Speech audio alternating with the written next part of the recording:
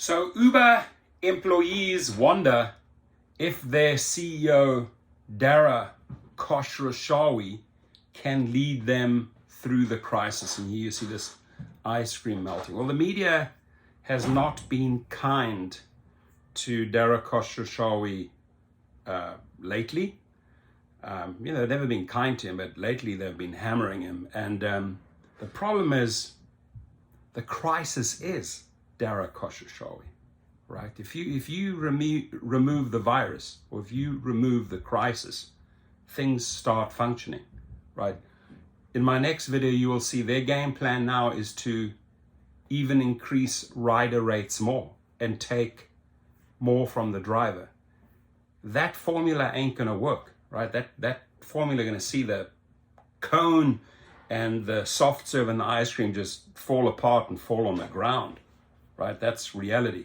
What they need to do is up the rates for the drivers considerably so that drivers come back, right?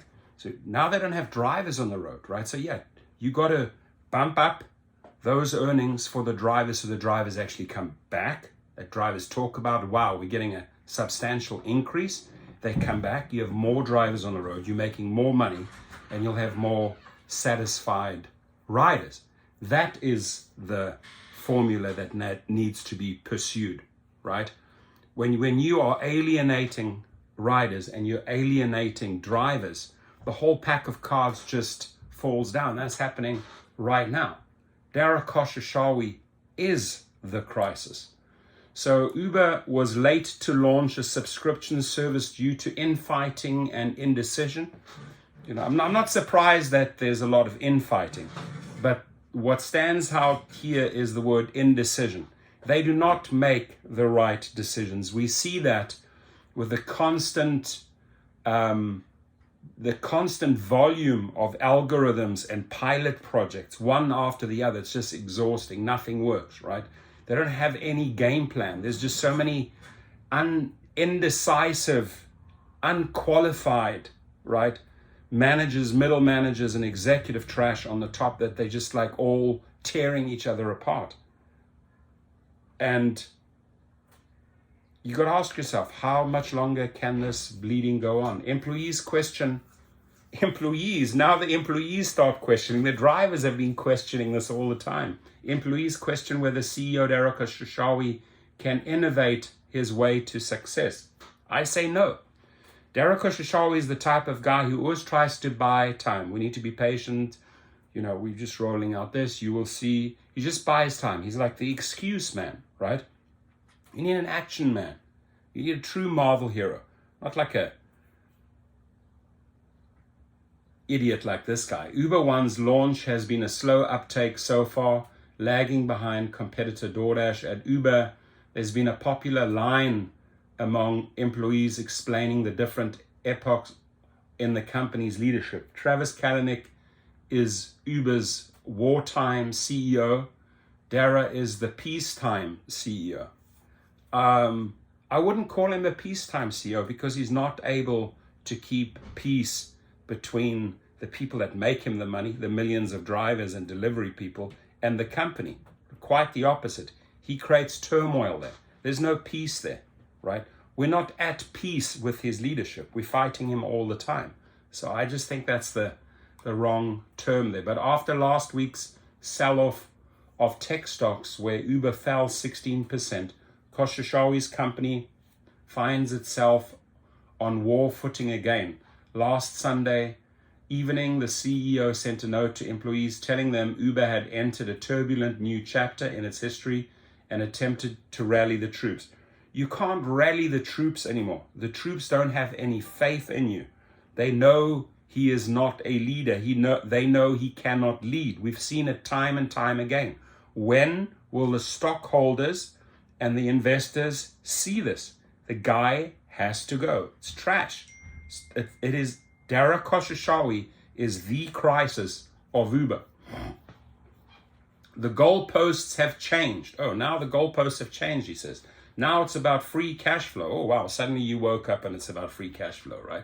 We can and should get there fast, Khosrowshahi wrote in the note first reported. That to me sounds desperate, like a desperate attempt to keep his screaming, angry investors happy.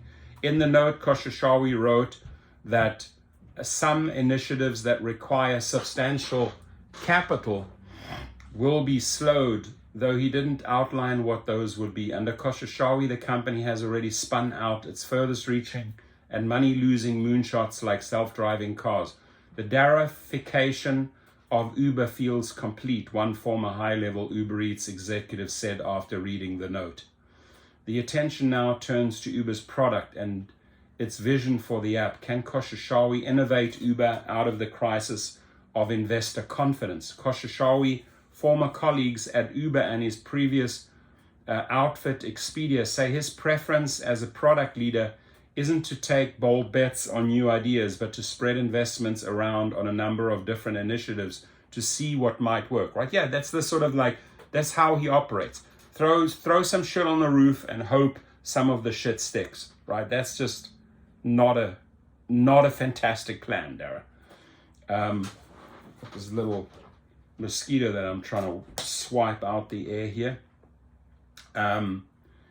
It's a cautious approach driven more by data than instinct. Today, the company's biggest product push is turning Uber into a platform or a super app where people can use the apps to order rides, meal delivery, and an array of other services like grocery, car rentals, and travel experiences. The level of buy-in from Uber employees and the belief that Dara is committed enough to make that vision come to life is unclear. You bet it's unclear. It's foggy. It's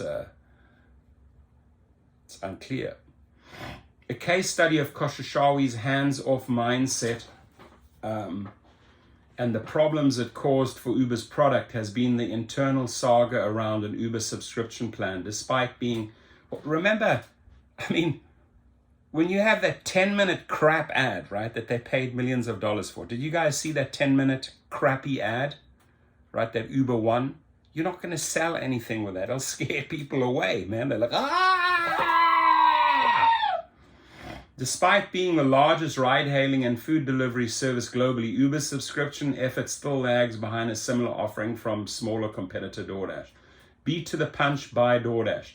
The Uber-wide subscription, now called Uber One, was a long-tested, frequently debated program inside the company. People who worked on it said the offering is simple. For a monthly fee, subscribers get discounted rides, access to top-ranked drivers, and no delivery fees on Eats orders. Khosrowshahi called it out in his Sunday night memo as one of the company's top priorities.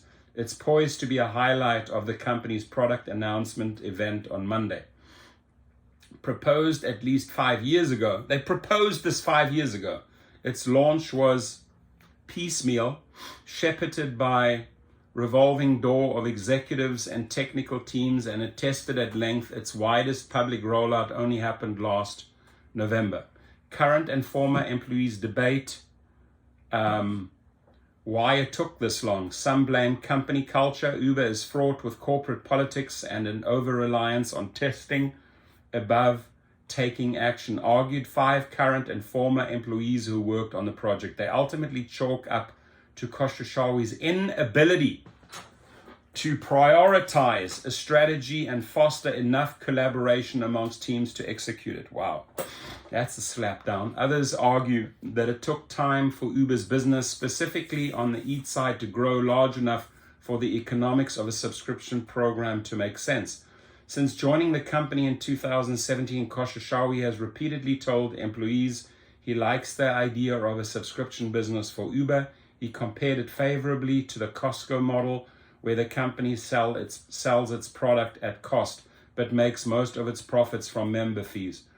Khosrowshahi put his then CEO, Barney Harford, in charge of the project. Harford, though, was more interested in creating a points-based rewards program that gave people discounts and perks for using Uber. Those rewards programs, those discount programs, there were no rewards and discounts. So, that failed horribly, right? The two programs still exist in tandem, although Uber Rewards has not been a runaway hit, of course not, at making people loyal to the app, according to 3 current and former employees. Employees who have worked on the subscription project said executives on the Eats side debated whether a subscription service made economic sense. They argued that cutting out delivery fees for Uber Eats customers would have negatively impacted an important source of revenue, and they were skeptical that subscription revenue and the incremental increase in orders from members would make up for the losses. Then DoorDash beat them to the punch, launching its subscription product Dash Pass in 2018. Uber employees were jolted by data showing that a significant percentage of DoorDash's orders were coming from Dash Pass members, according to 3 people familiar with the matter. That sent the team rushing to release Eats Pass a year later. Copycats, right? Not innovators, but copycats. Advocates for the program lamented that the fact that DoorDash had taken the bolder step and forced the hand, though they argued that the economics of subscriptions changed once DoorDash charged in. Things look different in a competitive environment. It's why we dragged our feet for so long, said one former employee. A revolving door of executives and internal team turmoil. Can't get that mosquito. Damn, dude. Little bastard, little rascal.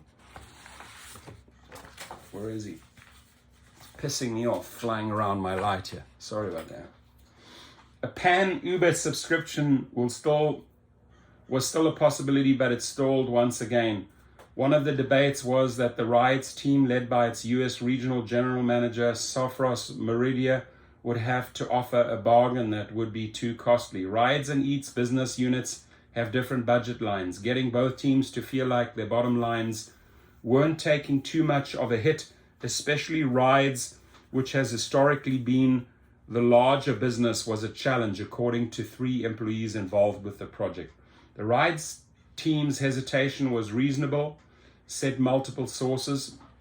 Meridia communicated to the team he was supportive of subscriptions, but only if made financial sense. One of these people said, while Khosrowshahi told employees he supported the project, he did not step in to resolve the disputes to unblock the logjam, according to 3 current and former employees.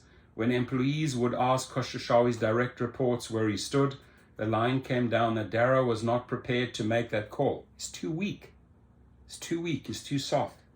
Can't make tough decisions, said one source with direct knowledge of the matter. It became a joke among Uber subscription advocates that it was a race to see which long-delayed project would see the light of day.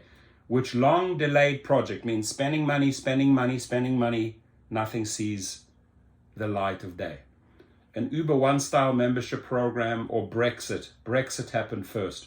It surprised me that Dara had a clear point of view from day one in favor of a subscription, but relinquished that point of view to organizational structure versus I'm the CEO, I can make decisions, said another person who worked on the project. That contrasted with Kalanick, whose brusque and impulsive management style many employees had no desire to return to, but few questioned his willingness to make a decision. So he can make decisions, but they didn't like his style. The company under Khosrowshahi has a measure twice, cut once mentality, said one source familiar with the matter. We had a lot of history of only measuring once, and that didn't work out, this person said, pointing to past money-losing efforts like Uber Pool. Forget about it. In 2019, Harvard brought on Xenia Lingard, a former strategist with Boston Consulting Group, as its VP of Platform and Growth. She was tasked with heading up these projects and resolving the disagreements, she reported to Khosrowshahi. Members of the subscription team said Lingard had a difficulty time advocating for the subscription service amid the logjam. None of the teams, including Meridia and Jane, then Uber's head of mobility products, reported up to her, and she had no control over their individual budgets. Harvard stepped down as COO in 2019 in an organizational shakeup, and as the subscription product stalled, Lingard's sway within the organization diminished, according to people who worked on the product. Lingard left Uber in 2020. Lingard and Harvard did not respond to requests for comment. The ragged road to launch. In the first half of 2019, the subscription team ran tests on an Uber Eats, Uber Ride subscription in the US. They presented their findings later that year with members of the team arguing that it proved the gross bookings for users went up. While the discounted rides and free deliveries cut into the margins, the net result on profit was neutral, meaning Uber was able to grow its business without hurting its profits. It was an alternative to Uber's strategy of encouraging growth by offering riders incentives. Jane was unconvinced that the group had enough data. According to one source, he felt his job as product leader was to question people critically about new product launches, said another source familiar with the matter. Others pointed out that 6 months of testing on the product were substantial.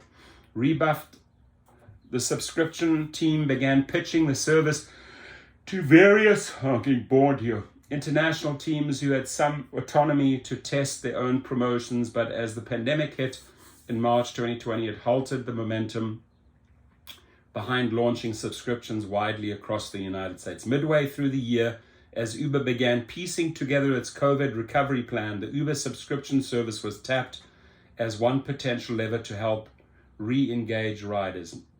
Meridia and the team supported it more at this point.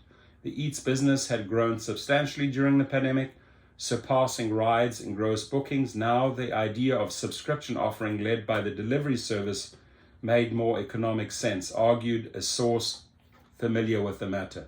The company launched Uber Pass at large in the United States in the summer of 2020. In late 2021, it relaunched the program, branding it Uber One. Khosrowshahi was taking a more direct involvement in subscriptions at this point and signaled to employees that if necessary, he will cut through the blockage to ensure it is a priority, said one person familiar with the matter. Khosrowshahi and Jane are among the speakers at Uber's upcoming product event touting Uber One. Oh God, help us. It's hard to determine how much the myriad delays around Uber's subscription product will hurt in the future. Today, Uber has 8 million global subscribers, according to a source familiar with the figure. DoorDash, which is predominantly in the United States, recently reported has 10 million Dash Pass subscribers. People who worked on the subscription product say the saga reflected an organizational structure that was slow-moving and protectionist, with a focus on near-term results, led by a CEO who expressed support for the program but didn't oversee its speedy and wide public release. Ultimately, as a senior leader, you have to have conviction around a few things and rally the people to take a risk, rather than incremental management by incrementality, said one former executive who worked closely with Khosrowshahi. There we have it. So, bottom line, ice cream is melting. They cannot make tough decisions. Years and years later, they're still caught up in the same quagmire, and Uber is hurting. Your comments, please.